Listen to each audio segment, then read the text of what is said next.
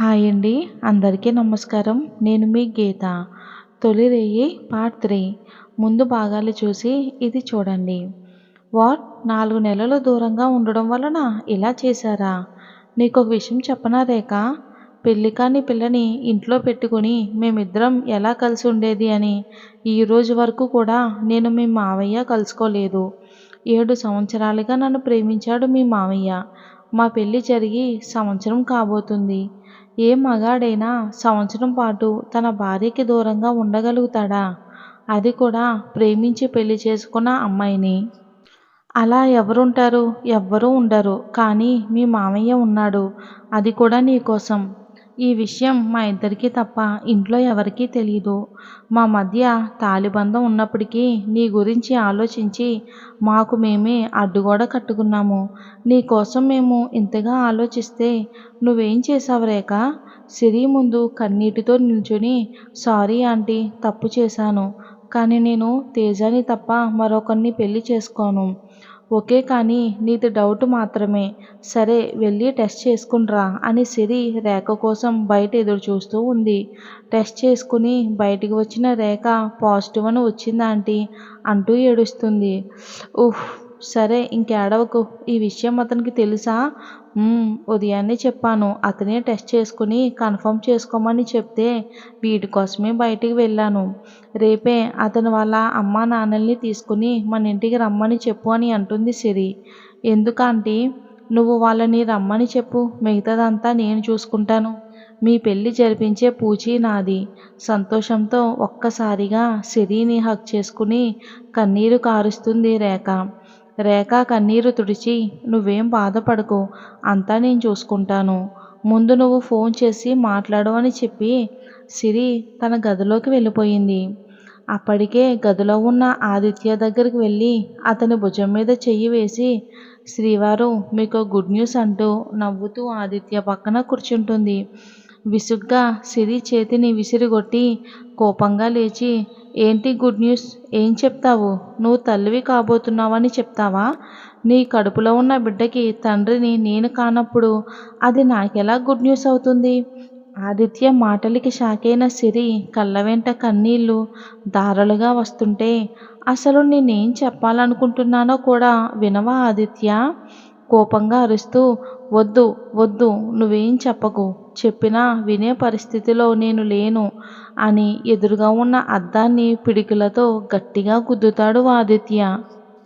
సిరి పరుగున వచ్చి ఆదిత్య చెయ్యి పట్టుకుని చూసి అయ్యో రక్తం అంటూ తన చీర కొంగుని చింపి చేతికి కట్టుకట్టి ఆదిత్య, నీకేమైనా పిచ్చా? ఎందుకిలా ప్రవర్తిస్తున్నావు? ఒకసారి నేను చెప్పేది విను. నీకు నా చేతికి గాయం మాత్రమే కనిపిస్తుంది సిరి. నా మనసుకు అయిన గాయం నీకు కనిపించదు. కనిపించేదానివే అయితే నువ్విలా చేసి ఉండేదానివే కాదు. ఈ అద్దంలానే నా మనసు కూడా ముక్కలయింది సిరి. దాన్ని అతికించడం కష్టం. చేతికైన గాయం కొద్ది రోజుల్లో తగ్గిపోతుంది. కానీ నా మనసు అలా కాదు కదా. ఓకే, నేను చేసిన తప్పేంటో నీకు తొందరలోనే అర్థమవుతుంది. నేను నీకు చెప్పాలనుకున్న విషయం ఏంటంటే రేఖకి మంచి సంబంధం చూశాను.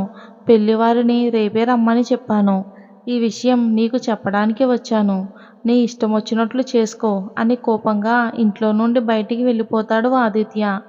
ఆదిత్య మాటలకి సిరి బాధతో కుప్పకూలిపోతుంది. కాసేపటికి తన దగ్గరికి వచ్చిన రేఖని చూసి తన కన్నీరు రేఖ కంట పడకుండా జాగ్రత్త పడి లేచి నిలబడి ఏంటి రేఖ ఇలా వచ్చావు? ఆంటీ, తేజాకి కాల్ చేశాను.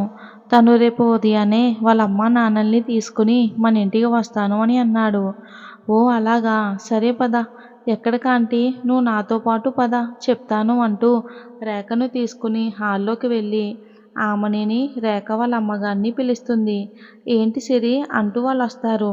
వదిన గారు, అత్తయ్య మీతో ఒక విషయం చెప్తాను, ఏమనుకోరు కదా? అదేంటమ్మా అలా అంటావు? ఇంతకీ విషయం ఏంటో చెప్పు. రేఖకి మంచి సంబంధం చూశాను. పేరు తేజ. నాకు మంచి ఫ్రెండ్. తేజ బెంగళూరులో జాబ్ చేస్తూ ఉంటాడు. నెలకి లక్షల్లో జీతం. ఒక్కడే కొడుకు. మన రేఖని అతను చాలా బాగా చూసుకుంటాడు. ఏ కష్టం రాకుండా చాలా సంతోషంగా ఉంటుంది వదిన. మీరేమంటారు? ముందు రేఖ ఏమంటుందో తెలియాలి కదా సిరి. రేఖకి అబ్బాయి గురించి పూర్తిగా చెప్పాను. అతని ఫోటో కూడా చూసింది. మీ ఇష్టమే తన ఇష్టమని చెప్పింది. సరే నీ ఇష్టం సిరి. నీ ఫ్రెండ్ అంటున్నావు కదా, మంచివాడే అయ్యుంటాడు. అన్నీ కుదిరితే అలాగే చేసేద్దాం. సరే వదినా, నేను తేజ వాళ్ళని రేపే రమ్మని చెప్తాను.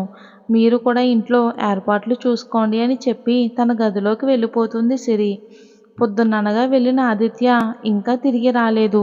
సిరి ఫోన్ చేస్తుంటే కట్ చేస్తున్నాడు.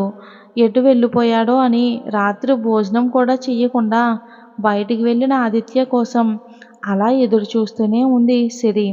రాత్రి 10 గంటలకు ఆదిత్య ఫుల్లుగా తాగేసి తూలుతూ గదిలోకి వస్తాడు. ఆదిత్య నడవలేని స్థితిలో చూసిన సిరి, ఏంటి ఆదిత్య ఇది? నువ్వు డ్రింక్ చేశావా? ఎస్ తాగాను. ప్రాణం కన్నా ఎక్కువగా ప్రేమించిన పెళ్ళాం మోసం చేసిందని తెలిసి తట్టుకోలేక తాగాను.